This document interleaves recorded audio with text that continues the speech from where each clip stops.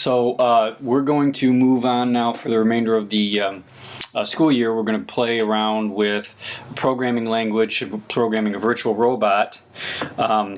It's going to be very similar to what we learned how to do with our actual robots using Robot Mesh. And this is actually from the same company that I buy the robotic stuff from. They very timely came out with this new tool online to learn how to program. And the website is vr.vex.com. Link is in the Google Classroom if you can't remember that. I'm going to go here, and this is just going to hide this here. This is a little bit different kind of tool. You notice it loaded right up for me. This tool it works a lot different than what you're used to on other online tools. The number one thing you need to know about this is that this does not there's no login. There's no way to save your stuff. Okay, so once you get work that you want to preserve, you're going to have to go to the file menu and do a save to your device. And every time you want to save, you have to go and save to your device and then probably overwrite, or if you want to have a new version of that file, but you'll probably be overwriting the previous version. And I know that that's a little counterintuitive to what you're used to on the web, where you're logging in and you have online storage. You're gonna have to remember that, and when you want to open stuff, you're gonna, you'll open, you'll load from your device. The nice way about this is that you can use it on just about anything. I think I don't know. I think I could try to probably load it up on my iPhone probably, but it would probably be hard to use and see what's going on. The first thing I want you guys to do is once you get here, is there's this little light bulb for tutorials, and we can go here and we'll look at this. When I was looking at this last week, it was just a few tutorials, and now there's a whole bunch more tutorials. So what I would say is getting started, naming and saving your project, and this one that's at the bottom, which is using the playground window. But you're going to see me do some of this stuff. You can watch some of these other ones, like driving forward and backwards and turning and stuff like that. And but I'm going to show you a little bit of that right now. So I'm going to go back, and this is a puzzle piece stuff like you're used to. All the stuff is right here in this tool palette on the side. Really nice that everything's in here, and everything's going to click into place. It just looks a little bit different. The terms and stuff are a little bit different. It's organized a little different, but some of it should be a little bit familiar. Okay, so what I'm going to do first is I'm going to open up the playground window so you can see the robot, and that's going to open up in the grid map first. And there's other grid maps we could be loading in here, but we're just going to do this basic grid map first. And I can make this window a little bit bigger if I want to. We have a couple of different angles. I have a top-down view here and this is my little robot, and I can click on this camera view and get an angled camera. I can also click and orbit a little bit on this guy so I can see kind of what's going on, and you even can zoom in and out a little bit, but it's not as useful as you might think. But having this angle and seeing stuff that's going on when we get it later on might be useful. And we have a statistics, so we have a heading and rotation. I can talk more about this stuff later, and there's some information about that in the tutorial. You can turn that on and off if you want to. But for the moment, okay, so this is our little robot. He's got like a couple of motors. He can drive around. We've got electronic eyes on the front, I think, and the back. We've got bumpers on the side. We've got a marker.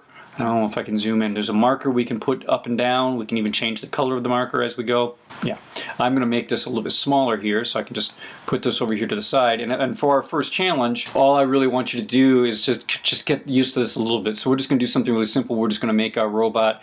I'm going to show you how to make your robot drive forward and turn here in the program.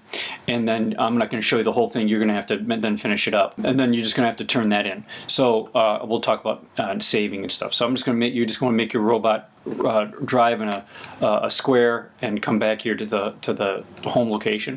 I'm going to drive forward for 200 millimeters. You can change that if you want to go bigger.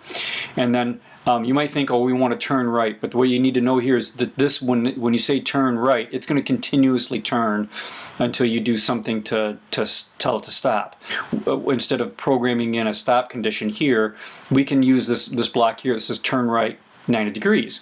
So I'm going to drive forward for 200 millimeters, and then I can turn right 90 degrees.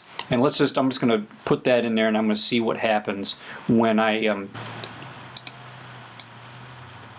do this with my robot. I'm going to hit the play button right here, and it's going to execute the program. It's going to go forward for 200 millimeters and turn right 90 degrees, and you can see that right down there. And if I do it again on an angle here, I'm going to hit reset, reload, look at it on an angle. It's going to go forward for 1 square and turn right. Okay. So obviously I just need to do that again. I can just go forward for another 200 millimeter, and I can turn right 90 degrees. And I'm going to hit reload on here and hit play and see what it does. So I've driven half of my square right here, and so that's fine. And so, like I said, if you want to make this go longer, and to make a bigger square, that's good. Do that. If you want to see if you can figure out how to do this with fewer blocks, because if I've done half of this with 1, 2, 3, 4, 5 blocks, you'd obviously need another a bunch of blocks here to continue to drive in a square.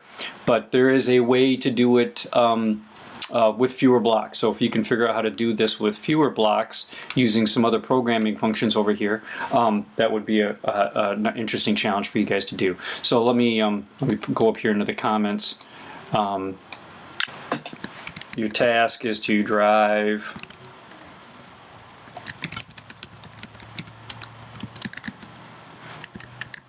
okay, so that's your first little task. And oh, okay, so when you're done and you're ready to turn this in, well, the first thing you should do is you should give this a name, and naming conventions should still apply. Since I'm going to be getting these as files in Classroom, it's easier for me to know who's who. So if you're going to put your last name in here, okay, and then assignment name, okay, and we're going to just call this one, you know,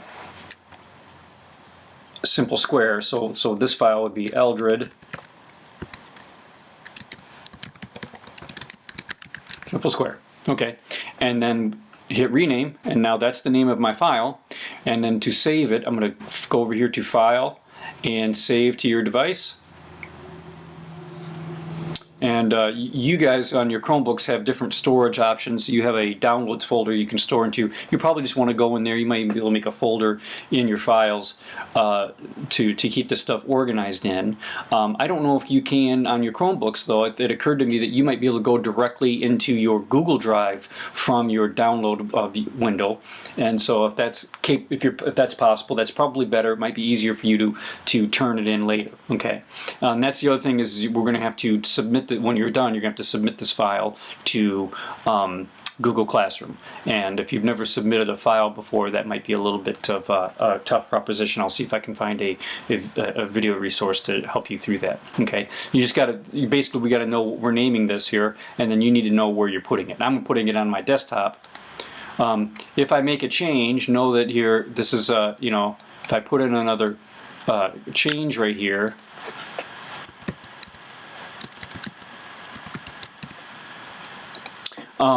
That's not automatically save. I can't just save. I have to re-download. I have to save to my device, and it's fine if you want to overwrite it. So I'm going to find my file. Here's my file, and I'm going to save, and it's going to give me a caution saying, "Are you sure you want to replace this?" And whenever you see this, you really want to be sure that that's what you want to do, and that's what I want to do in this place.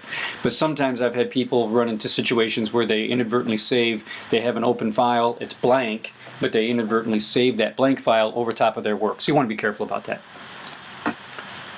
Okay, if I make a new file, or let's say this is what it looks like when I go to the new website the next day, but I want to continue working on my work. And I'm going to go here to the File menu and Load from your device. And here is my file from the previous day, and I can open that, and here's my program. So you're going to have to be loading and downloading and uploading this file every time. You know, it happened really quickly. It's not a lot of data that's sending both ways. It's just a lot of text if you ever looked at the file. Have fun, keep it simple, good luck.